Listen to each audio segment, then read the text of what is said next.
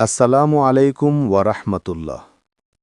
প্রিয় দর্শকবৃন্দ, আপনাদের সবাইকে স্বাগতম আধ্যাত্মিক রহস্য জগৎ চ্যানেলে। আজকের ভিডিওতে আমরা আলোচনা করব দুষ্ট লোকের নজর বা দুঃখ থেকে মুক্তির তদবির।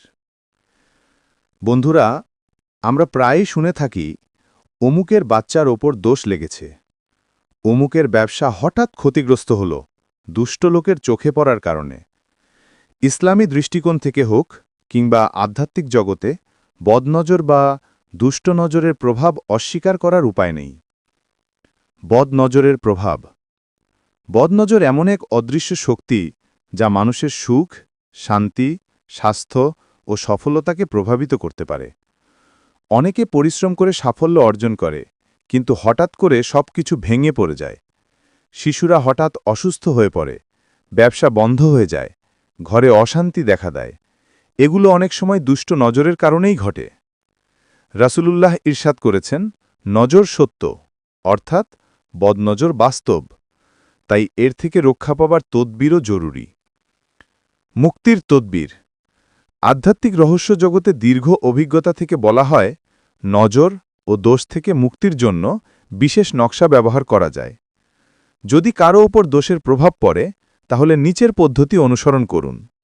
১. একটি সাদা কাগজ নিন। ২.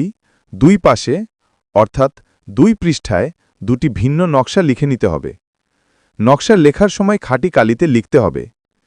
এরপর সেই কাগজ ভাঁজ করে কবজ বা তাবিজ আকারে তৈরি করুন।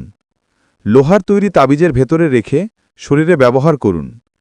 ইনশাআল্লাহ, এ আমল করলে বদনজর, দুষ্ট লোকের দোষ কিংবা অজানা আধ্যাত্মিক ক্ষতি থেকে মুক্ত থাকা যাবে।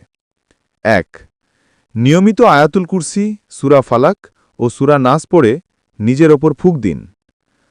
শিশুদের ক্ষেত্রেও এই আয়াতগুলো পড়ে ফুঁক দিলে তারা নিরাপদ থাকবে। দোয়া করবেন, আউযু বিকালিমাতিল্লাহি তাম্মাতি মিন শাররি মা খলাক।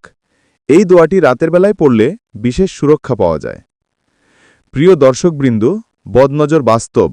এর প্রভাব অনেক সময় আমাদের জীবনকে দুর্বিষহ করে তোলে, কিন্তু আল্লাহর ইচ্ছা ছাড়া কিছুই হয় না। তাই আল্লাহর উপর ভরসা রেখে আধ্যাত্মিক তদবির ও দোয়া দুরুদ পড়া আমাদের দায়িত্ব। আজকের ভিডিওতে আমরা শিখলাম কিভাবে বিশেষ নকশা তাবিজ ব্যবহার করে দুষ্ট লোকের নজর থেকে মুক্ত থাকা যায়।